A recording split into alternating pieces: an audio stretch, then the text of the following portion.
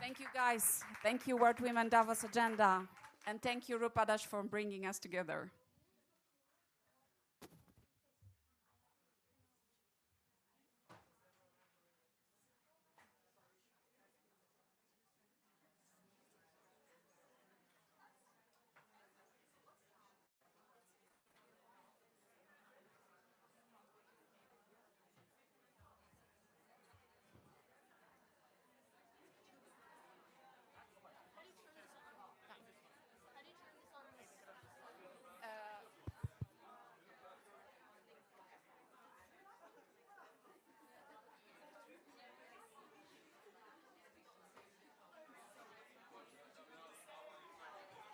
Hello, everyone. I would request you guys please sit down so we could continue into the next session.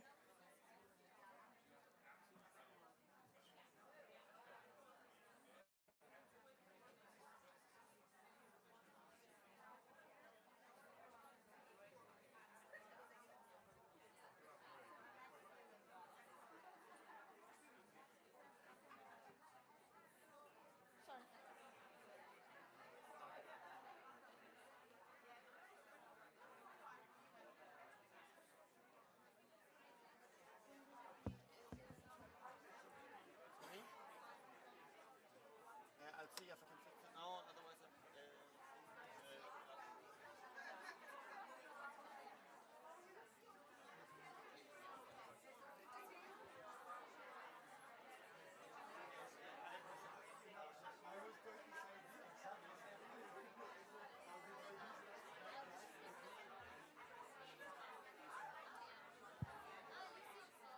One more check?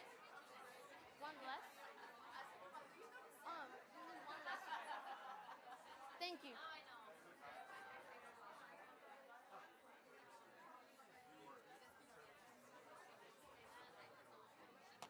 Thank you.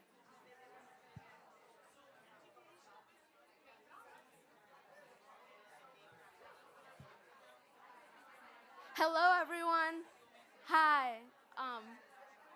Can we please ask you to sit down so we could continue into the next session and have a great conversation?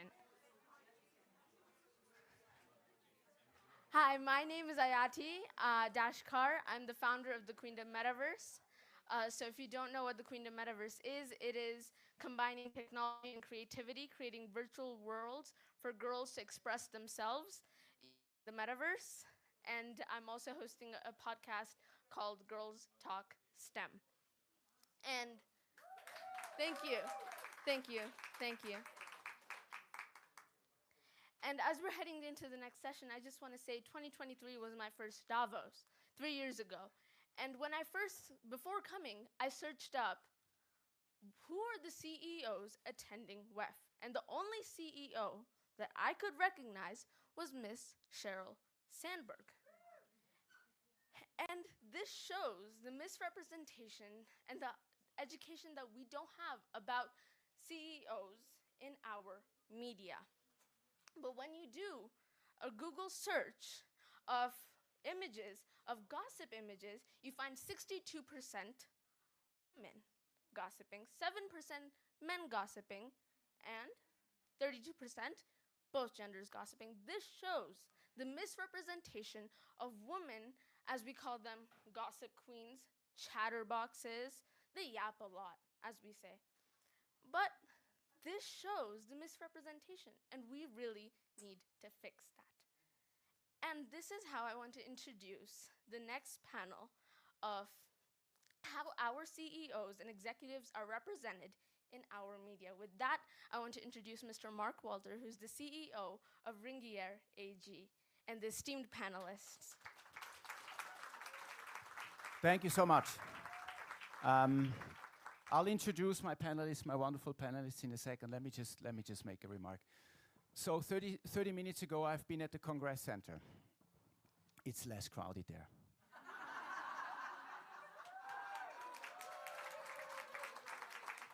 So maybe, and as a proposition, Rupa, I know probably every panel starts like this. This is phenomenal. This is phenomenal. Probably 2028, they're going to do their forum here. You're going to do your forum at the Congress Center. Now, let me introduce, and we have 30 minutes, so we have to be really precise. So let me introduce Katie Jackson first. Katie is the chief executive at Rio Tinto for the copper division, and Katie is also chairing the Powerful Women Initiative. Powerful Women Initiative is a UK's cross-industry initiative that is working for a gender-balanced, diverse and inclusive energy sector. Welcome, Katie. Our next panelist is Professor Menna El-Assadi. Welcome. Menna is, and I have to be precise because this is going to be very important on this panel, Menna is a professor of computer science specializing in the intersection of data analysis, visualization, computational linguistics, and explainable artificial intelligence. That makes you basically a standard panelist on any panel at this World Economic Forum. Then I would like to introduce Hetty Pai. Hetty is managing director at Russell Reynolds, but also, and this is very important, co-founded the RRA, Artemis initiative. That's a movement driving systemic change in succession planning, including pioneering Women CEO an accelerator. Welcome, Hetty. And then, of course, Annabella Basler, my longtime CFO since 2012 actually, the CFO, and has been very important for transformation. The group, Ringier Media Group, that I have the honor to steer for 14 years now. But more importantly, Annabella, and we will talk about this, launched the EqualVoice initiative. Some of you might be familiar with this, and Annabella will talk about this. I will sit down in a second. I just have to get my cards right. But let me start with the following quote, and I know it has probably been touched here and discussed, but I think it's so important. And maybe it's also at a moment of, changing times, at least for some of the leaders, or some of the leaders do so. So let me quote Mark Zuckerberg again, and then maybe you can just share your thoughts. So let's take this super serious. So Mark, as you all know, I'm just going to repeat the whole quote. In his talk with Joe Rogan a couple of days ago said, "A lot of the corporate world has become pretty," and I quote, "pretty culturally neutered. Therefore," and I quote, "we need more masculine energy." Now, your thoughts. Who wants to start?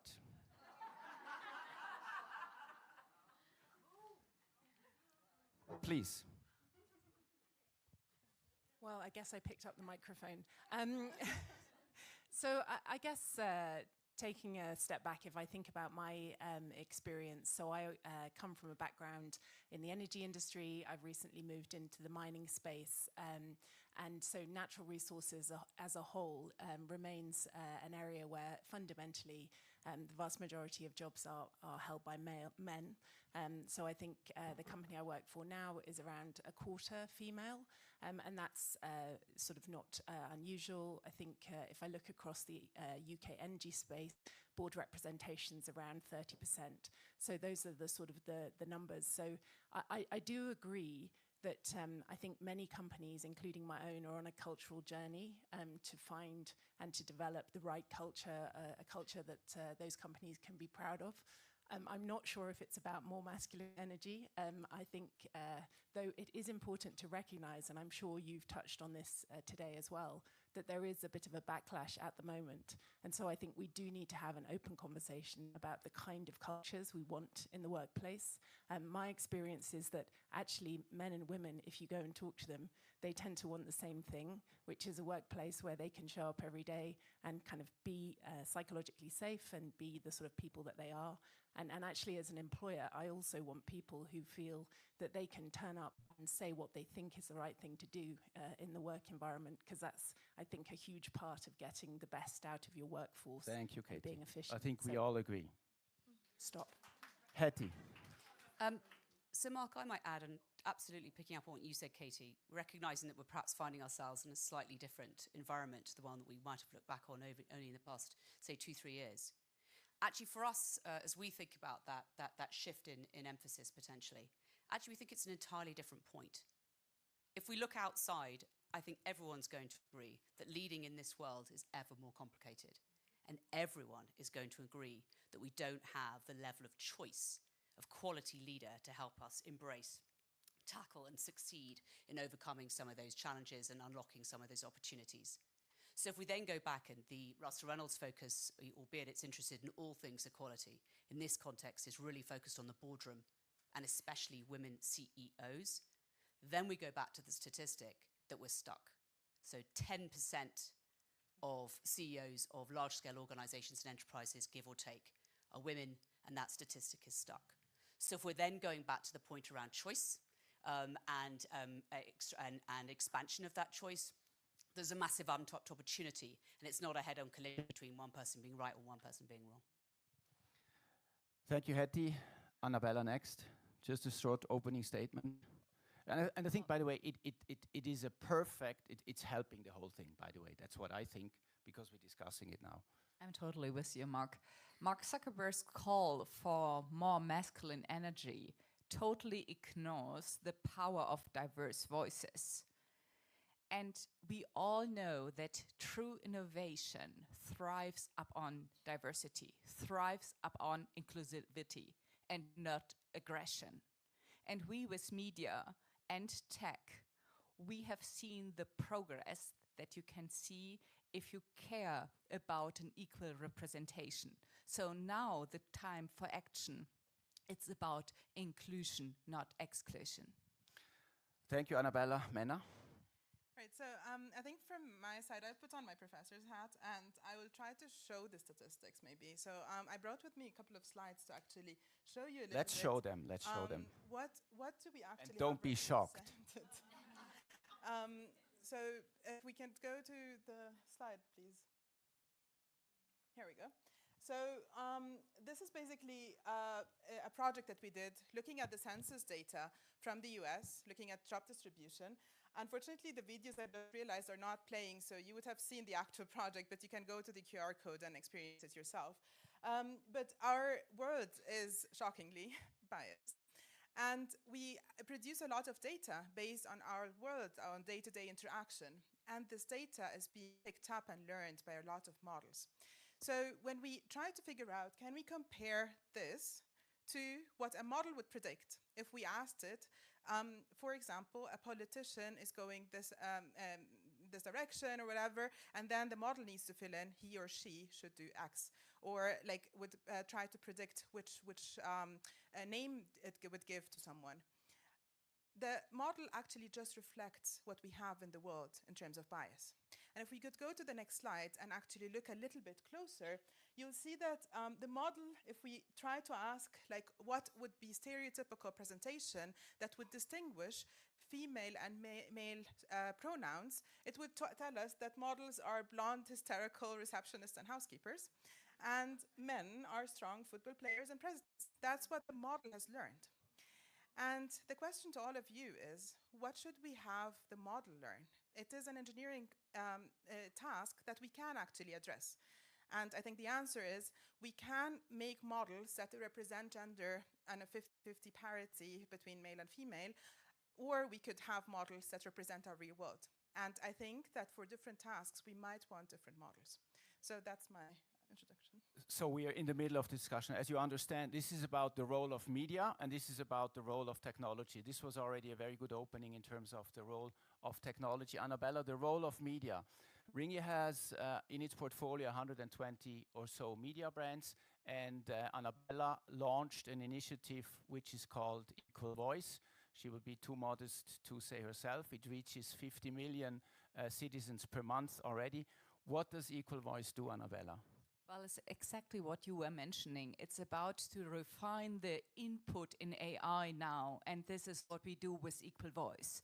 And we use two tools for this. We started 5 years ago with the EqualVoice factor, And me as a CFO, you can imagine that I just love numbers, facts, and figures. So what we did is we did a combination of media and tech and data. Real time, we are measuring how often men or women are being represented in media. And when we started, the global coverage of media for men was 82%, for women 18%. So we are measuring it, and I'm totally convinced by measuring it, you can empower people. So do the measurement. Secondly now, and this was just launched in autumn last year, is the EqualVoice Assistant. And watch out, we called it EqualVoice Assistant, not boss.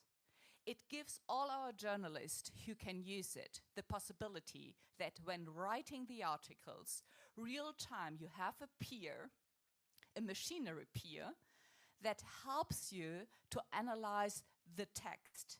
It shows if there are any kind of gender imbalances in your text, yes or no. It shows you the stereotypes, and it makes a suggestion, a solution, how you could stop, how you could break the bias, and how you have a more diverse perspective in your article. So we have heard Menna about tech and Annabella about the role of media. Again, it's shockingly, it's true, 82% male, 18% female.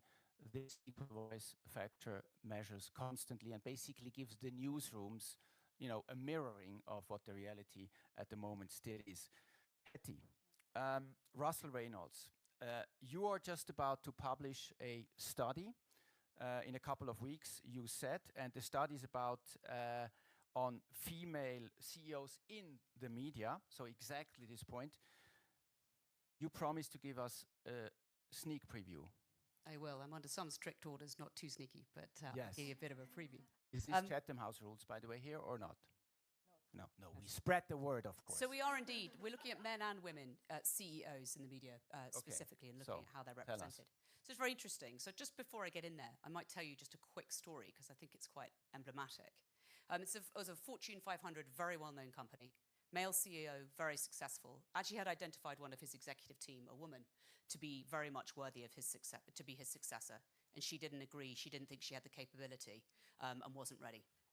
Through working hard on her, encouraging her to change her mind, she did. She's now 6 years into that role and has actually eclipsed the performance of her successor. I only mention that because there's something that we're seeing, and it'll come out in a second in terms of our findings, is this point around what we're calling the competence and the confidence gap. Now, in this case of my story, the CEO actually was extremely encouraging, but what we are finding is that you have that gap that quite often is existing if you are the female executive or the woman executive. Actually, the CEO and boardrooms, however unintentionally, are actually perpetuating that gap. My story was unusual in that context.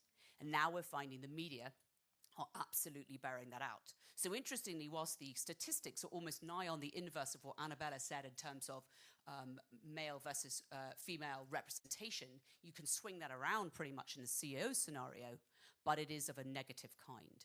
So what is it? Is underlining that competence-confidence gap.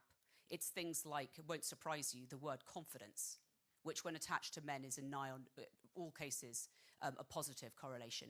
For women, it's either too much or too little. The same relates to ambition. So if you think of all of that and you think one of the reasons we know when I talk to women CEOs or potential wannabe ones, they're not sure they want it, is because they are aware that that media scrutiny is actually severe and it's worse in their case.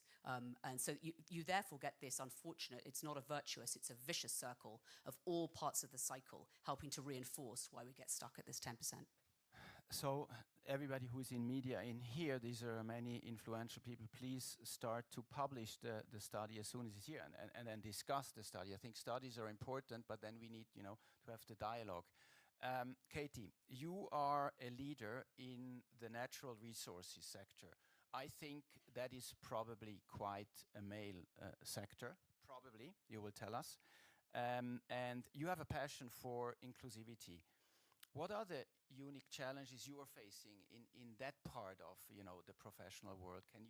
Can you let us know, especially maybe also your experience that you have now with Rio Tinto, which is a global leader in mining? Tell us your experience. Yeah, I guess firstly, so I've got a very strong conviction that the business case is huge for the natural resources sector.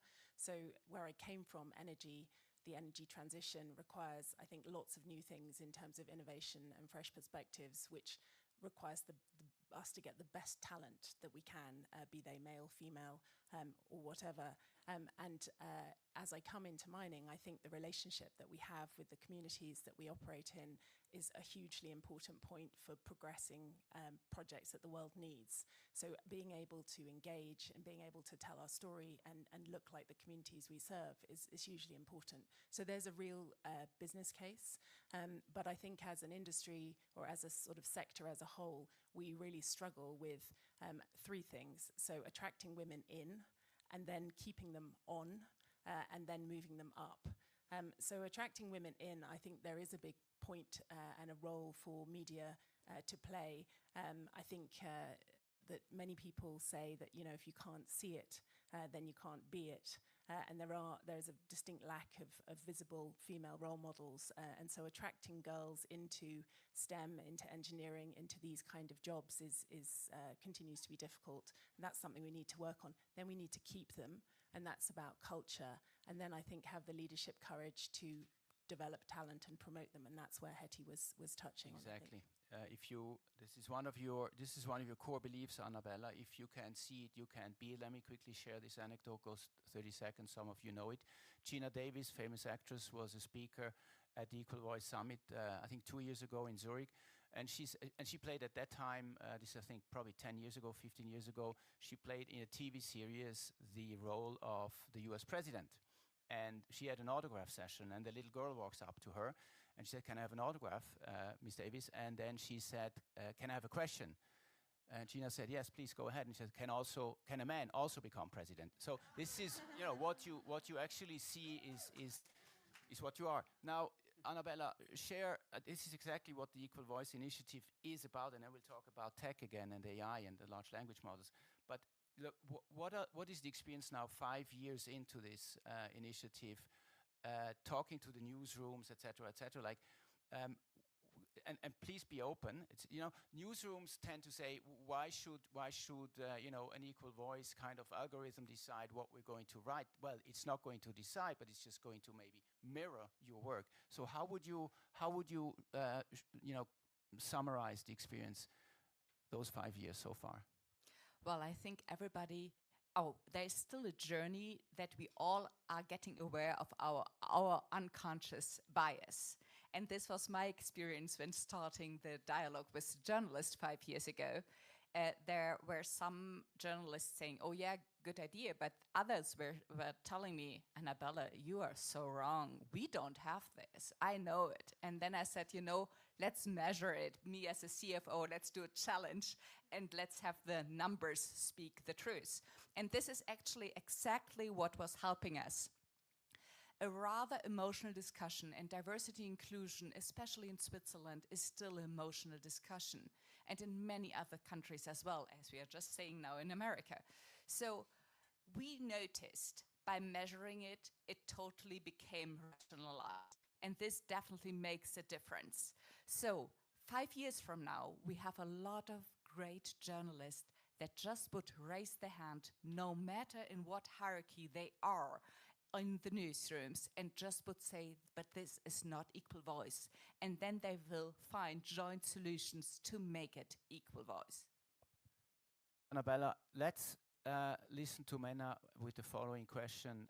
Menna, I mean, we see the biases in large language models. We see how they work. That was very impressive. Now, we could try to turn it around and actually let it play, you know, for the goal that we are all here in.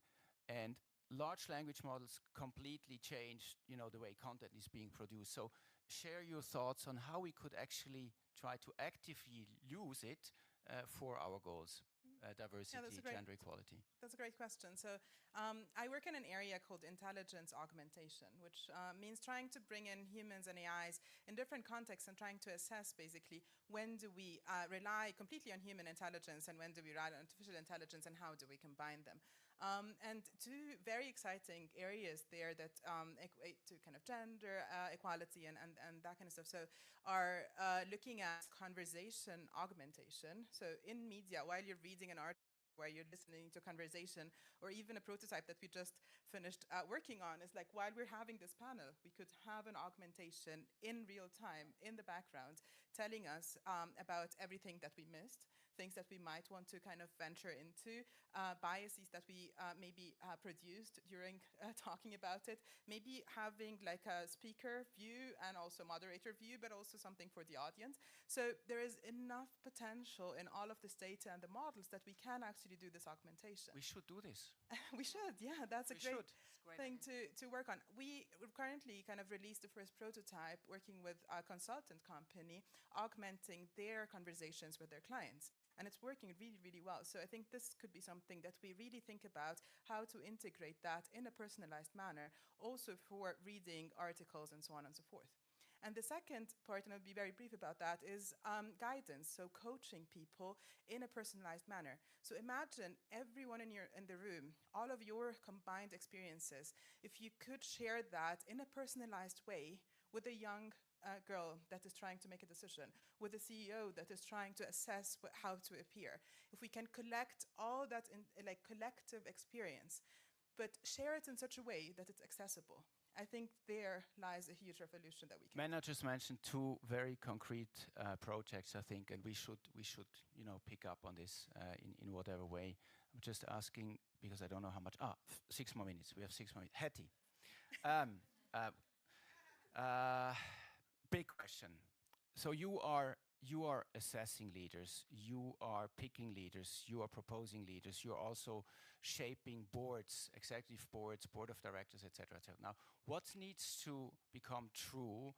Let's say you pick the time frame, 24 months, 48, whatever. What need, or maybe you even do steps. Looking forward, your experience, what needs to become true to get closer and closer to our goal? Timescales are difficult. I think that certainly if you're thinking about it from an organizational point of view and seeking to solve for things, at a minimum you're looking 1 to 2 years. You actually should be thinking 5, 10, 15, 20 years out, but from today, if that makes sense. But if we think about the conditions that need to happen, actually is the way that we're thinking about it at Russell Reynolds, and the point of the Artemis program is not to feel stuck. And once we realized that we weren't stuck, it was really quite liberating. So it's actually reframing and rethinking the data and how we're utilizing the data, but what we're valuing. And that's really an essential part. So when you talk to women CEOs, which we do for a living, you will find that they way outscore their male counterparts in the context of their central motivation. And their central motivation tends to be impact.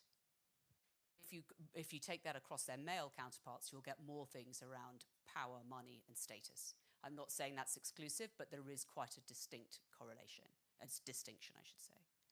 You then put on top what I was saying a minute ago about how complex that world is and how the hell do we lead in it.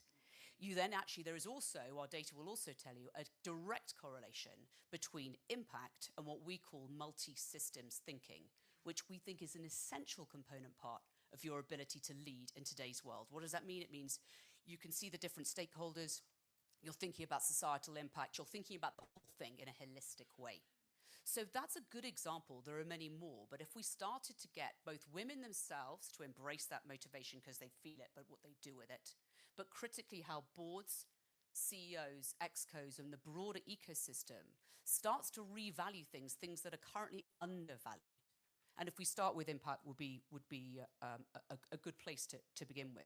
So then you start to get to my point earlier around you're unsticking the women executives to feel empowered, you're unsticking the environment which is repeating itself, however unconsciously, and you are getting back to that point mark around what are the conditions. It's starting to then become a virtuous, not a vicious circle on finding that we have greater choice of leadership at the top of organizations. To pick up on this, maybe just a question to Katie. Is Rio Tinto being a global company, are there cultural differences that you see, let's say, between Europe, US, Asia, Southern America? Is there? How would you describe that? Or is that a naive question? Well, so actually reflecting on that, I mean, so Rio is doing quite a lot of work on the culture in the company. They conducted an extensive and externally facilitated report called Everyday Respect about the culture in the company. And actually, I'm a recent joiner to Rio. Coming in, I was surprised, and I actually found it very positive that I got questions about that report from all geographies, actually. So it may be that the conversation is slightly different depending on where you sit, but actually I think it matters to everybody. And I do think at this time of backlash, that leaders sort of staying the course on building the cultures that they want in their organizations is something that becomes a differentiator and is really important for employees. To finish this panel, I would like to give each of you one thought everybody in here should take with him or her when she or her leaves the Mountain Plaza. Who wants to start? One thought. Equality, it's not a women's issue, it's a humanish issue. So the time is now to refine what we put in all the AI models. Yeah, so I'd echo that. I think it's about having CEOs and leaders stay the course on gender diversity despite the backlash that's going on. Let's not go backwards. So I think like we can validate everyone's lived experiences by letting technology really empower people. So I think we have a great opportunity now to think about how we want to shape the world using technology. That diversity is not the enemy of choice. Choice is what everyone's looking for, so let's not make it about diversity, let's make it about expansion of choice. Very good statements. Where's Rupa? Where is Rupa? Rupa, I can't see you. My thought is we need a bigger Congress Center for next year. Thank you so much.